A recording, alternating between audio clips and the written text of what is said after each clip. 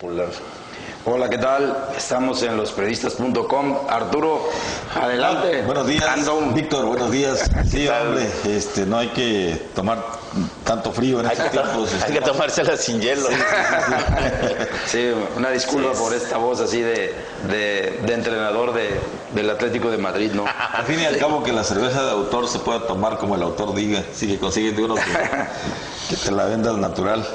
Bueno, pues hoy está aquí el gobernador del estado otra vez, viene a un evento de la Unión Agrícola Regional, a la toma de protesta de la directiva, y también va a estar pues se va a reunir con el gimnasta ahí en el Centro de Alto Rendimiento y en este nuevo inmueble para la gimnasia que se construyó en Ensenada, con Daniel Corral. Esos son los eventos a los que viene el gobernador. El olímpico, ¿no? Daniel. Así es. Ensenadense, muy bien. Así es. Y bueno, no sé si quieren empezar, colegas. Esta semana, inicios de esta semana, también estuvo el gobernador y tuvo una reunión con el titular de la Marina Mercante, el coordinador general de Puertos y Marina Mercante en México. Y bueno, pues creo que nos vinieron a decir lo que durante las últimas 3 décadas se ha venido repitiendo, ¿no? Que hay que aumentar la carga de contenedores en el puerto, que también hay que ampliar el puerto del Sausal, que hay que hacer la conexión del ferrocarril a Tecate y también incrementar el arribo de cruceros. Bueno, y con ello también la modernización tan anhelada del puerto de Ensenada, la ampliación. Había un proyecto desde Pablo Medina, el director, de ampliar el puerto hacia el mar. Es decir, creo que hay un número limitado de hectáreas, algo así como 80 hectáreas, de lo que es la parte que actualmente ocupa el puerto. Entonces, una alternativa para hacerlo crecer, a falta de tierra firme, ¿no?, era justamente hacer instalaciones hacia el mar. Situación que no suena descabellada. El problema es que pues no se ha hecho. Ahora, incrementar el tráfico del puerto, el tráfico del puerto, la capacidad de carga del puerto, no depende solamente de poner más grúas, no, de pórtico, ¿no?, de ferrocarril, de más instalación, porque el puerto no es más que una salida o una entrada a la carga, ¿no? Sí, sí. Lo que se requiere es hacer pues un análisis multimodal, es decir, cómo vas a traer la carga hasta cierto punto y cómo la vas a hacer llegar al puerto, ¿no? Y el tema de las carreteras rudas, es decir, para uso pesado, y el tema del ferrocarril son dos que van ligados a la modernización y a la ampliación del puerto, porque de otra manera no te sirve mucho un gran puerto con una gran capacidad de carga y movimiento si no tienes toda la logística integral, ¿no?, a través del cual pueda salir la carga o entrar la carga que viene del extranjero y salir la carga que pretendemos mandar desde Baja California o la plataforma continental hacia el resto del mundo. Yo creo que eso es bien importante. La posición del puerto es estratégica, eso no hay duda. Somos el puerto más al norte del país, pero de cara a la cuenca del Pacífico. De cara a la cuenca del Pacífico y cerca de Estados Unidos, del estado más poderoso, del país más poderoso del mundo. Sin embargo, pues es una característica que no estamos, o una ventaja que no estamos aprovechando, justamente porque no se ha dimensionado de manera adecuada la manera de desarrollar. Pero no estaremos un poquito ya atrasados. ¿Desde cuándo se había planteado el ferrocarril? Y se pospuso. Y no, también... No estamos un poquito muy atrasados, estamos muy atrasados. Fíjate, me parece también que, bueno, retomando el origen del puerto, el puerto de Ensenada nace con una vocación pesquera. Cuando la flota atunera más importante de México y la segunda más importante del mundo tenía su asiento en la base portuaria de Ensenada. Sí hay una especie de contrasentido que el manejo de contenedores sea excesivamente más grande en Puerto Lázaro Cárdenas, Michoacán, que está al sur del país, y teniendo la frontera, como dice don Arturo, con el mercado más importante del mundo, apenas a 50 kilómetros por mar o 100 kilómetros por tierra, como quieran, sea tan subutilizado. No sé si es correcta la expresión y se las quería preguntar. No, la terminal de contenedores está subutilizada, según veo, ¿no? Sí, de hecho se ha estancado en el manejo. ¿Y la de cruceros? Sí, de hecho las expectativas eran grandes. Y ni se diga la de Petrios. Sí, eran muy grandes las expectativas. Sí, es un visto a la distancia. Bueno, se había establecido y vienen ya con lo que también había dicho titular de Puertos y Marina Mercante, una especie también de recuperar la escalera náutica, de generar puertos de abrigo a lo largo de la costa del Pacífico. Y ya están ahora la Canaimpesca y esto pronunciándose porque lo que se hizo en Santa Rosalita pues se rescate, ¿no? Sí, perdón, quería concluir con la observación que hacía don Arturo porque me llamó mucho la atención y eso es verdad. Como nuestro puerto nace pesquero y en Ensenada se encontraba antes la industria procesadora del atún que cambió su sede junto con la flota a puertos del interior, el Mazatlán, Guaymas, Topolobampo, y Baja California Sur y Topolobampo, ajá. Entonces, no se creó el puerto con esa infraestructura de ropaje de la que habla don Arturo, porque era pesquero. Pero cuando le cambian su vocación a contenedores, a cruceros y a pétreos, no se incorporan los otros servicios o la otra infraestructura necesaria para el puerto. Es decir, hay como la intención de tener un puerto para la cuenca del Pacífico, pero se queda trunco en la infraestructura de acuerpamiento, ¿no? Bueno, y cuando se plantea el proyecto de Punta Colonet, que ni en puntita quedó, ¿verdad? Tristemente sin albures, compañero. Sin albures, pero pues nada de punta a puntita Colonet, no quedó nada a pesar de los grandes anuncios durante 2 sexenios. Se hablaba de un puerto, como tú dices, Arturo, multimodal, con ferrocarril, que ahí sí se podía hacer lo que Ensenada no tenía. Y pues vino la recesión económica mundial, se hicieron ajustes en Long Beach y en San Pedro, en Estados Unidos, para la recepción de contenedores. Y pues ahí nos vemos. Bueno, y las posibilidades a lo mejor, bueno, de entrada cambiaron las necesidades, pero también en los escenarios, las posibilidades, ¿no? Con todos los problemas que tiene Panamá con la construcción de la ampliación del canal, pues ya está por lograrlo, ¿no? Está a meses, ¿no? Digo, 1 año, año y medio, tal vez 2, de ampliar esa capacidad, y eso también nos resta competitividad, ¿no? Amén de que obviamente ante la necesidad del comercio internacional, pues los puertos en Estados Unidos han buscado la manera de ampliar o eficientar sus capacidades.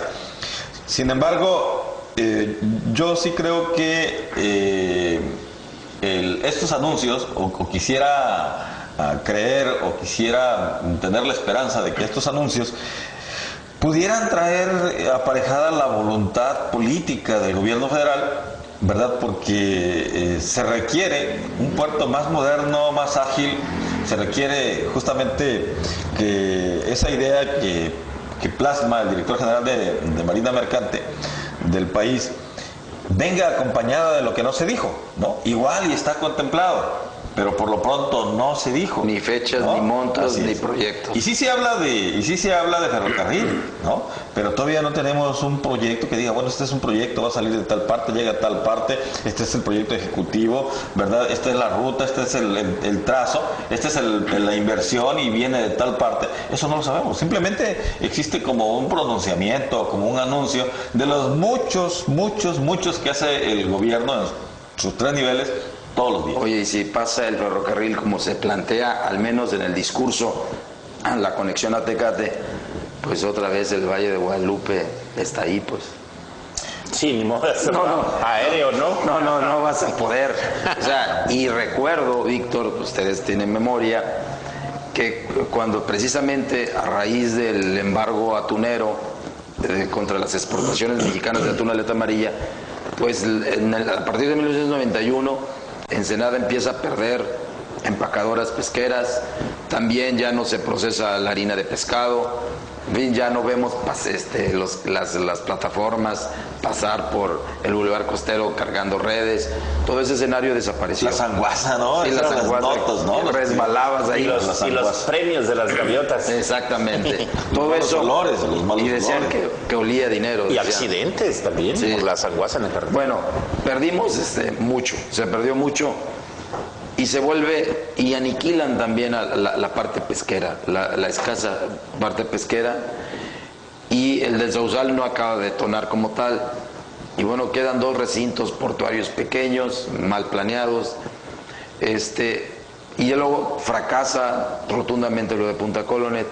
Entonces cuando vienen funcionarios y te dicen estos que nuestro colega Gerardo Sánchez le puso sueños, porque pues ya los hemos oído en demasiadas ocasiones. Yo me pregunto, en aquella ocasión, Víctor bien dice, el puerto no tenía toda la infraestructura para ser más allá de pesquero, pero empezaron a reaccionar los prestadores de servicios de que cómo iba a haber contaminación de ruido, le iba a matar la vocación turística, que la escénica la iban a tapizar de camiones de carga. Sí. Todos esos argumentos los escuchamos. Y ahora vemos la ultradefensa del Valle de Guadalupe, y si me dices que por ahí va a pasar el ferrocarril, pues no me quiero imaginar las reacciones, ¿no? No creo que vayan a decir bienvenido al ferrocarril. Bueno, yo lo que quisiera ver son que no se repita la experiencia anterior, ¿no? Cuando el proyecto, la idea de un ferrocarril, pues chocó con el status quo, ¿no? Sí. Con la calidad de vida, ¿no? De gente que vive o que vivía en el... Que vive, todavía vive ahí. En el trazo proyectado, ¿no? O de Sí, que se habló en su... Estamos hablando del trazo de San Miguel al Así puerto, es. ¿no? Ahora, vive en el monasterio budista, ¿no? Dos, con el solo cantar de los pájaros. y yo creo que es y las bueno, olas. creo que es bueno que la gente busque preservar su calidad de vida y todo eso. Sin embargo, hay cosas que considerar. Primero, bueno, pues la tecnología hoy pues no es la misma de hace 40 o 50 años. Los ferrocarriles hoy son máquinas modernas que no nos tienen por qué espantar, ¿no? Segundo, yo creo que el interés de los más está por encima del interés de los menos, porque no podemos frenar el desarrollo de una comunidad, de una ciudad, de un municipio, pues con todo respeto, por la comodidad de unos. Hay cientos, hay miles de familias que necesitan trabajo, que necesitan empleo. Los mismos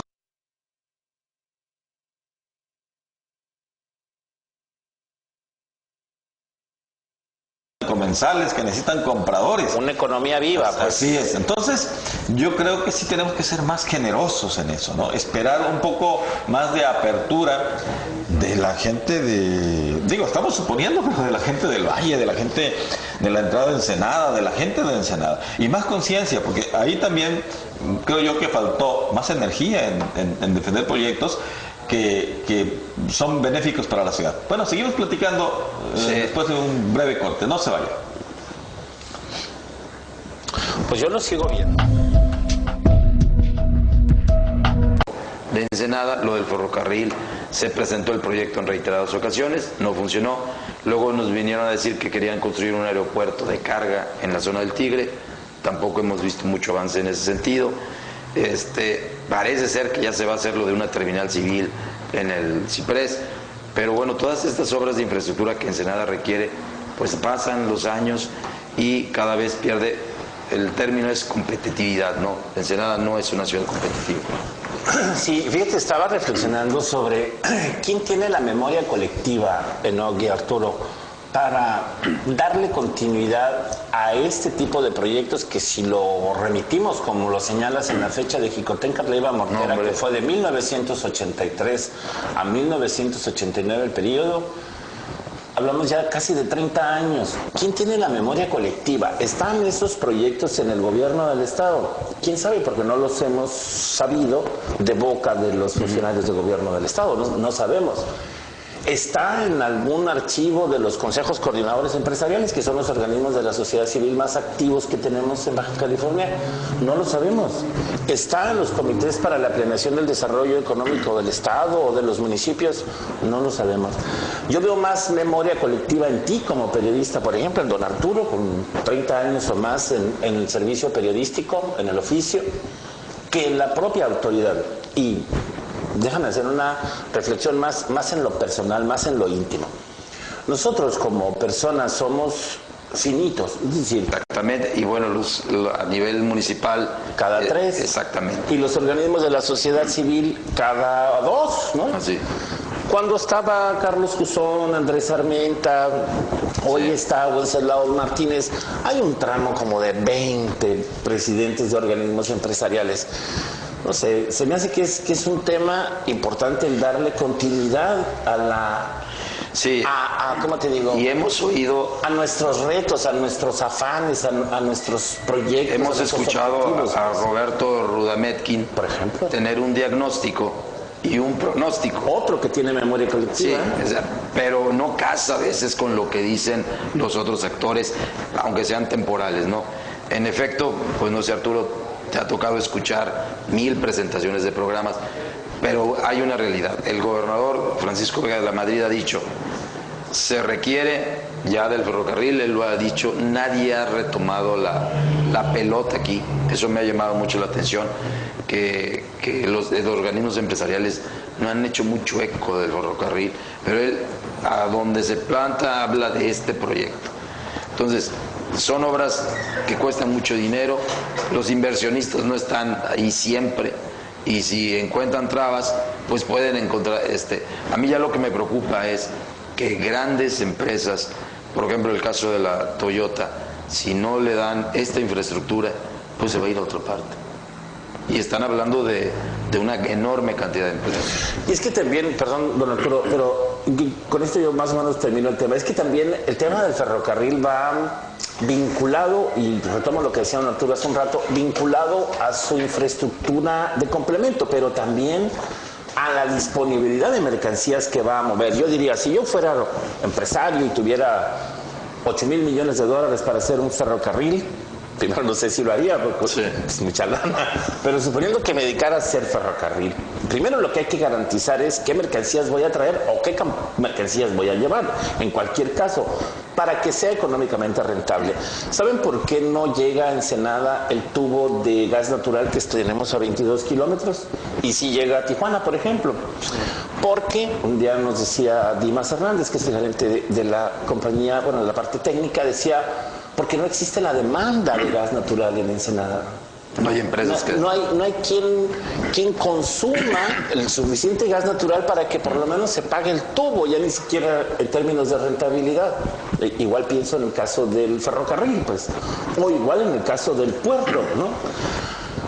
Para que sea realidad un proyecto debe de tener como que más o menos asegurada su movimiento, su actividad. Y esas son muchas patas que van a adicionar. Un día sí lo ejemplificaba don Jesús del Palacio de la Fontán. Recuerdo cuando él decía que las 4 llantas del carro ensenadense se habían ponchado, cuando el asunto Brisamar, que el tema del atún, en fin, el asunto de la caída del precio del tomate, la devaluación. Ajá. Bueno, creo que todas esas llantitas, como decía don Jesús del Palacio, tenemos que inflarlas, pues. Tiene que producir más las zonas agrícolas, o sea, son un respaldo económico de desarrollo, de boom, de crecimiento, que el ferrocarril entonces sea una oportunidad para sacar nuestras mercancías o por lo menos tener un mercado a donde llevarla, ¿no? Sí, bueno, cuando hablamos de inversión siempre hablamos de rentabilidad, de sustentabilidad, o sea, el dinero tiene que seguir rodando, circulando y tiene que generar dividendos, ¿no? Utilidades a quien lo invierte, porque estas obras no necesariamente son públicas, ¿no? Pueden ser obras privadas, sobre todo ahora en México, donde la mayor parte de la red ferroviaria pues es inversión privada, como los aeropuertos también, ¿no? Como también una de las filosofías del gobierno, en sus 3 niveles de gobierno, entre sus 3 niveles, ¿no? Perdón por ser redundante, pero es que también debe haber una rentabilidad social. Cuando proyectan una obra, pues ven qué tanta gente resulta beneficiada, qué tanto mejora la calidad de vida, etcétera, etcétera. Es decir, siempre se busca una rentabilidad que a final de cuentas es lo que se requiere cuando se invierte, cuando se mejora algún espacio, ¿no? Sobre todo cuando estamos hablando de las ciudades. ¿Por qué? Pues debe tener un objetivo bien claro. Hay una cuestión ahí que yo creo que tiene que ver con, ahora que hablaba Víctor de memoria histórica, tiene que ver con el principio en la cosa pública. Y el principio en la cosa pública, independientemente del interés público, son las leyes. Si las leyes son claras, las cosas funcionan mejor. con reglas claras, el juego es más fluido. No hay memoria histórica porque no hay una ley que obligue a que los planes estatales y municipales de desarrollo pues, tengan un espacio y una continuidad, ¿no? Que obligue a que se cumplan, ¿no?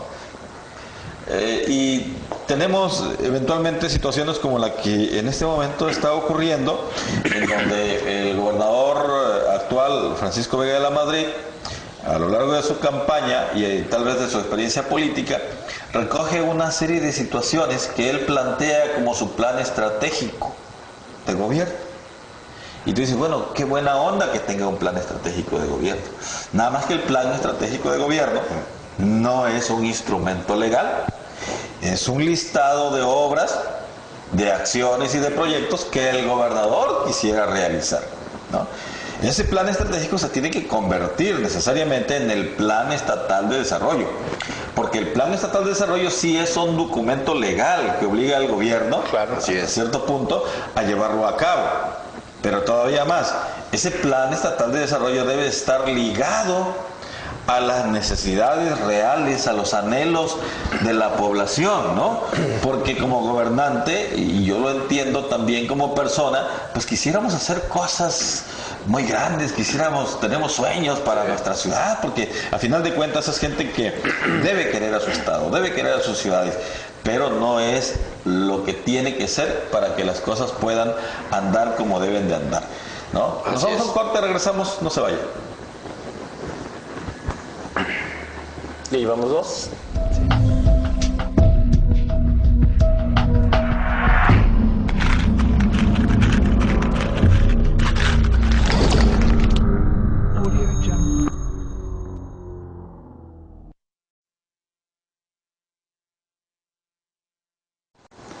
Estamos de vuelta en losperiodistas.com y bueno, colegas, el otro tema a tratar pues son las reacciones a raíz de la solicitud de licencia de Guillermo Trejo Dosal como secretario general de Gobierno del Estado, bueno, derivado de una orden de aprehensión girada en su contra por haber formado parte de una empresa que vendía seguros médicos sin tener las certificaciones que establece la ley, ¿no?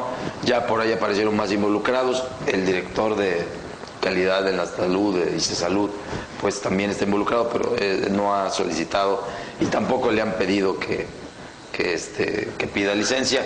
Y bueno, de hecho se señalaba en la propia orden los nombres, lo que no sabíamos, creo, era que eran funcionarios también, ¿verdad? Sí, está Carlos Bonfante Olache, secretario de Desarrollo Económico también. En esa misma. En la sociedad, pero fíjense, en el documento no se señala orden de aprehensión contra él. ¿Quién sabe en qué régimen de excepción? Bueno, en las empresas hay niveles, o sea, puede haber un administrador único, puede haber un presidente del Consejo de Administración, entonces representantes legales, etcétera, ¿no? Hay muchas figuras, ¿no? Quizás se refiere a, por la figura, la capacidad en la toma de decisiones. Quizá no tenía él la envergadura, el tamaño como para tomar decisiones. Pero esto ya, creo que ya las reacciones un poquito no las pudo operar el gobierno. Como decíamos en el programa anterior, dejaron el sospechosismo seguir y ahorita ya hay una serie de por un mal manejo, ¿verdad? Porque pudiendo haber sido asumido, como ya lo planteamos en el otro programa, pudiendo haberla asumido con más sencillez, con más serenidad, con más apertura, no pasa nada. Al final no pasó nada. Solamente es una solicitud de licencia que los términos que se da a conocer es con carácter de temporal. No hay un daño político ni al gobernador, ni al partido del gobernador, ni a los funcionarios. ¿Qué es lo que hay? Especulaciones. Especulaciones, porque a falta de información, especulaciones. Esa es la lógica. Sí, y a ciertos diputados les dieron gasolina y estopa, ¿no? Pues sí. Y hasta el cerillo para que generen una serie de rumores, como el hecho de que fue fuego amigo y de que como Trejo Dosal no era panista y su presencia incomodaba. Bueno, pues esto viene del equipo cercano, incluso del gobernador. Sin embargo, yo creo que la flecha no cayó tan en blandito, porque yo he visto manifestaciones si no a favor, por lo menos neutrales. Sí. O sea, yo no he visto un linchamiento El sector empresarial. ¿no? Del sector empresarial, El por propio ejemplo, ni de los partidos de oposición. ni de los partidos políticos, así es. Como que hay extrañeza, ¿no? Sí, claro. Bueno, pues porque creo que lo que está ocurriendo no corresponde a la fama pública del doctor Trejo Dosal, ni a su desempeño en la Secretaría General de Gobierno. Cosa rara. Que ha sido un desempeño muy sereno, muy conciliador. Y yo creo que, pues, no cuadra, ¿no? Y bueno... No cuadra que se maneje con tanta secrecía. Así es. Sí, bueno, a sí, partir de lo que claro, usted señala. exacto. Nosotros como comunicadores sabemos que cuando hay materia de defensa, aprovéchalas, magnifica los Pues sí. elementos positivos Pues que claro. tienes, Claro. pues para que la parte negativa no te genere tanto daño, Claro. ¿no? Que es decir, Ahora, ¿qué parece a partir de ese manejo? Parece una lucha intestina despiadada por el poder. Mira, cada vez se va acercando Sí. más a esa idea, ¿no? mira, pero los operadores, los Pepe Grillos de Francisco Vega de la Madrid, que le dijeron, hay que operar esto, que no se publique en los periódicos, ya tus llamaditas, ¿qué provocaron? Esto, en lugar de decir, bueno, vamos a dar nuestra versión y vamos a defender a un funcionario que con una trayectoria ejemplar. Tan fácil como eso, pero pues es que son yes sir y pues nada más Mira, obedecen, pues. Era un asunto de establecer un cuarto de guerra, ¿no? Control de daños. Así es, crear las líneas discursivas, una estrategia de control de daños, arrancar con una conferencia de prensa donde se hubiesen puntualizado los puntos de manera muy clara y transparente y para adelante. Ese es el manual de manejo de crisis, exactamente. Así de Sí, no hay de otra.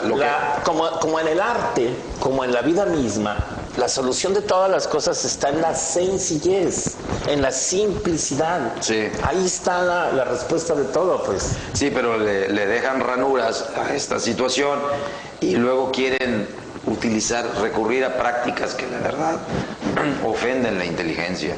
Ya, por favor, pues que sean un poquito realmente asesores en esa materia y no nada más obedezcan, porque sí están generando todo esto y ahora que no digan que es producto, las columnas de los medios nacionales están especulando fuertemente, ¿no? Y ya están tratando de comparar y hacer analogías con las situaciones que se dan con otros secretarios generales de gobierno, como el de Michoacán, ¿no? ¿No tienen que ver? Pues sí, claro que no. Son orígenes y personas muy distintas. Claro. O sea, nada que ver absolutamente. Es más, en este asunto, el doctor Trejo va a salir bien librado, porque para empezar, si fuera, es un delito financiero, es un delito menor, Sí, ¿no? hacendario, digamos. Ajá, la penalidad que se aplica, yo no soy abogado, pero también es mínima, creo que es de 3 a 5 años. Pues ¿no? échese un Sí. par de No, meses. bueno, y que sí, todo. nada más que hay recursos Sí. para librarlo fuera de... Yo no me echo ni una semana. No, sí, estoy de acuerdo, pero me refiero a que dentro de la gravedad que pudiera representar, o dentro, digamos, del escenario mediático, ¿no? La realidad no corresponde a lo que se está viendo en los medios. Ahora, yo quiero ver esa primera fotografía del gabinete de Francisco Vega de la Madrid. A cuando cumple un año, ¿cuántos van a quedar? O sea, yo nada más quiero ver, o sea, esa es una fotografía, no hay que olvidarla, hay que tener memoria.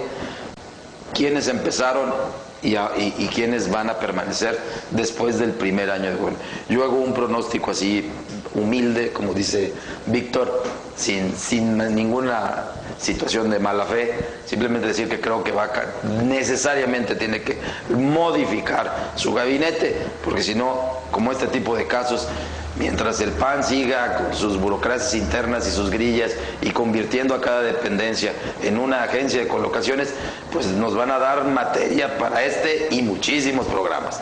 ¿verdad? Sí, y en el gabinete del gobernador, ahora que lo mencionas, pues hay personas con experiencia en la vida civil, digamos. Sí. Está Mario Herrera, por ejemplo, que Sí. es coordinador del gabinete.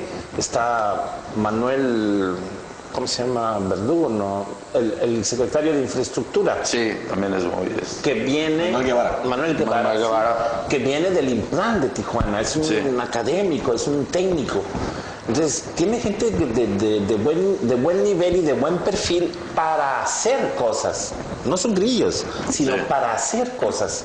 Para que lo que decía don Arturo hace rato, que el Estado camine, funcione, que la infraestructura se dé, que el desarrollo se dé, que tengamos un mejor nivel de vida, que los compromisos de campaña se cumplan, en fin, que se plasmen en el documento donde deba ser. Pero también hay un perfil del gabinete del gobernador que no es tan azul, tan del PAN de antes, ¿no? Sí. Sino es más de él y de sus aliados. Así de sus aliados. No es tan malo, no es tan malo para la sociedad. Algunos muy cercanos al hipótesis. No es tan malo para la sociedad, pero no es tan bueno para el PAN, y ese es el problema, ¿no? Estamos ante una... Ahí acabas de sintetizar todo el rollo que me tiré hace rato. De ahí nace la hipótesis. De ahí nace eso es por hacer este tipo de cosas. Claro, entonces, ¿en qué estamos pensando?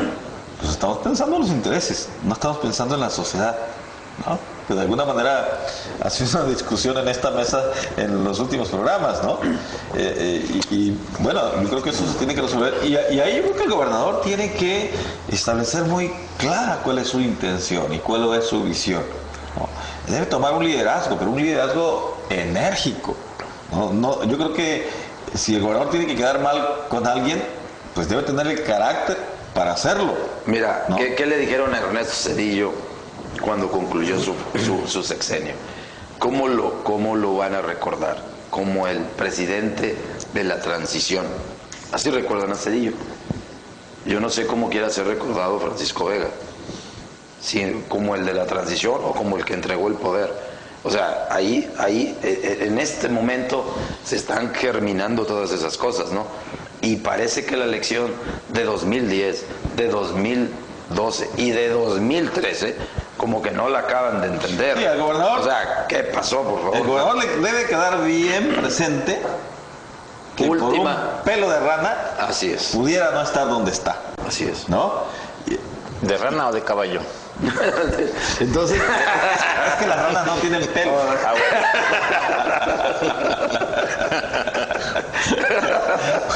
Muy bueno. Depende si lo quieres quitar o si lo quieres poner. De caballo de hipódromo. Sí. Es que lo que está planteando... O de perro. Lo que está planteando el NOC tiene, pues no sé si la bola de cristal. No tengo bolas de cristal. Pero... No tengo bolas de cristal. Pero lo que está planteando, que me parece que eso me sonó el NOC, es que el 2019 habría una terza transición al hipódromo. Ese es un pronóstico.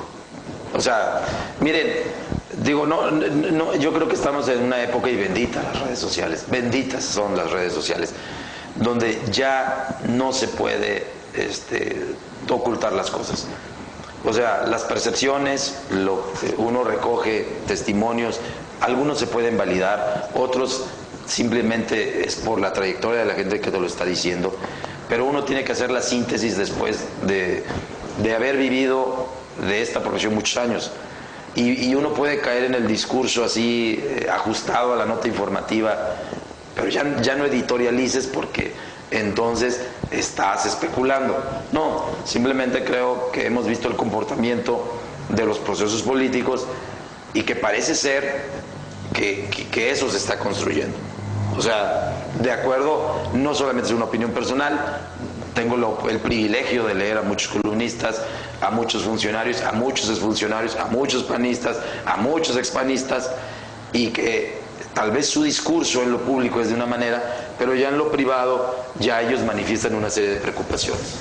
O sea, es por eso, no es porque tengamos un patrocinio aquí atrás de alguien, no. Digo, de ninguna manera, no tengo boletos para ir a ver a los Cholos, pues. O sea, no entro gratis al estadio, pues. O sea, con el debido respeto, o sea, a mí, y creo que la posición en ese sentido ha sido bien clara siempre. Pero hay que hacerlo así, ya hablar a toro pasado, pues ¿para qué va? Digo, nada más estamos haciendo, y que pues qué bueno que este programa quede grabado, y que en YouTube, y que cuando si llega el 2019 y se da, pues ya no hay alguien que diga, ay sí, nosotros, o simplemente no es arriesgar un punto de vista, simplemente es hacer una proyección con base a lo que está ocurriendo. Sí, claro, los escenarios van cambiando, ¿no? Se van moviendo. Claro. Hoy es lo que eventualmente Así es. planteas, ¿no? Pero digo, eso va cambiando. Pero no, depende justamente.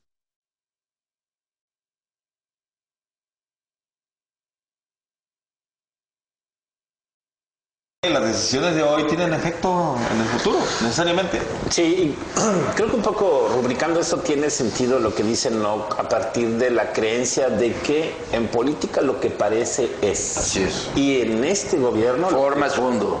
Sí, lo que parece es un panquismo. Así como... Y no, digo, ¿quién publicó primero ese término? ¿Quién lo publicó? Z. El Z. Pues lo publicó haciendo esos recuadritos que siempre sacan, sí. ¿Verdad? Y pues claro, nos vamos a una pausa, colegas, y regresamos.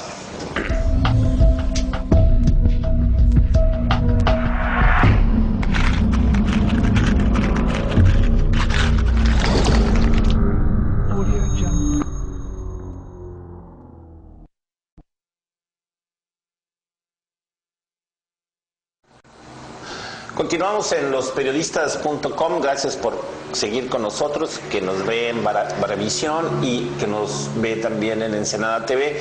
Les recordamos que pueden, una vez que subamos y compartamos los programas pregrabados en Facebook, en YouTube, en Twitter, si nos ayudan a compartirlos con sus contactos, ¿verdad? Sí.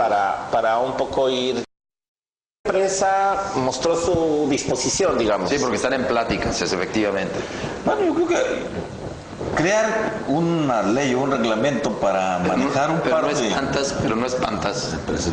Igual pudiera ser, ¿no? Yo creo que debiera haber, si se trata de una o dos empresas, debiera haber alguna otra. Ahora, hay que decir que Exportadora de Sal es una empresa... Paraestatal. Mitad y mitad, sí. Mitad y mitad. Es de Mitsubishi y del gobierno federal. Así es. 49, y con una presencia internacional muy importante, sí, cómo no, y con una gran competencia australiana y de otras partes. Que le da a México el primer lugar mundial en la producción de sal del mundo. Exactamente. Que tiene usos industriales, ¿no? Exactamente. Entonces, no es una empresa pequeña, pues. Estás hablando de... Y la empresa muestra esa disposición, al menos el 50% de la parte mexicana, que es del gobierno, bueno, eso ya es una buena señal. No digo, ahora esperemos de que estos recursos, pues si se consensa, si no hay problema, bueno, pues entran a la bolsa general del gobierno y luego, ¿qué hacemos, no? En vez de etiquetarlas para crecer para algo, caray. Yo diría eso, ¿no? Aunque esta pues filtración de ese anteproyecto, bueno, esperemos que no tenga sorpresas en otra parte, ¿no? Porque sí es un cobro de derecho. Pero fíjate, vamos a especular, porque no tenemos las medidas de las superficies, pero vamos a suponer que no sea muy grande la superficie en la que trabaja Petróleos del Pacífico, que es la principal exportadora de grava, roca y arena de Ensenada. De hecho, la única empresa mexicana que está en el puerto, en el recinto portuario, con la terminal de Petróleos. Suponiendo que, como se maneja, ellos exportan alrededor de 500,000 de toneladas al año, si su superficie es menor de 500 metros o 1000 metros, no lo sé, pero suponiendo que esa fuera la superficie, ellos caerían en el rango de 2 salarios mínimos generales al año. Por tonelada. Por tonelada. Eso significa, ¿cuánto salario mínimo? 58, 64 pesos. Ok, son 128 pesos por tonelada. En 500,000 de toneladas, no, pues, son 64 millones de pesos al año. No, pues 64 millones de pesos al año. Entonces, habría que preguntarle a la empresa cuánto le pagan por tonelada. Así es. ¿Cuánto cuesta el metro cúbico? Bueno, el metro, la tonelada de roca, grava o arena. Sí. Porque, como bien decía fuera del corte don Arturo hace un rato, en la minería le pagan a veces menos al minero que lo que le puede costar este impuesto, que le puede cobrar este impuesto. Así Seguramente lo mismo ha de pasar con los ejidatarios de donde se extrae su arena. O con el fracción, ¿no? o con el precio final de venta, pues. Sí. Ellos reciben centavos porque hay de dólar. Pero mira, es que yo digo, barcaza, o sea, hay un gasto operativo enorme detrás de la empresa. Esas preguntas hay que responderlas, porque mira, no sé, pero mis queridos ensenadenses son muy especiales. No todos son. Cuando Sempra se vino a instalar, digo, bueno, yo quiero aportar a la comunidad, se crea un fideicomiso y hay voces que dicen, nos compraron con el fideicomiso. Luego llega Enrique Pelayo y no, tienen que dejarle algo a Ensenada y suena a extorsión, ¿verdad? Este es un cobro de derecho, ¿verdad? Que espero que se opere bien y si nos puede dejar 64 millones, digo... Que son como 5 millones de dólares. Así, exactamente. Bueno, pues primero lo tienen que hacer por año. Así es.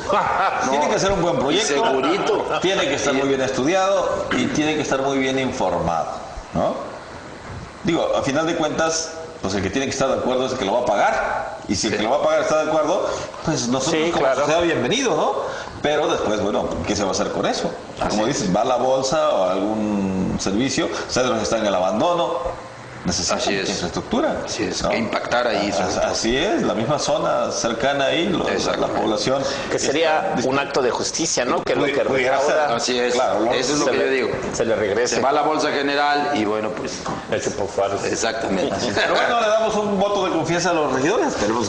Ya se nos acabó el tiempo, colega. No, ya nos tenemos que ir. Así es. Nos queda un minuto. Bueno, voy a aprovechar ese minuto para pedirle que nos sintonice por Ensenada TV en internet, que nos busque en las redes sociales, por Varivisión en el canal 8 y que pues anote ahí en su agenda para que la próxima semana, el martes, a las 11 de la mañana, nos encontremos en este espacio. Muchísimas gracias, Enoch, Víctor. Gracias. Gracias a ustedes. Que tengan gracias. Un magnífico fin de semana a todos. Muy cálido.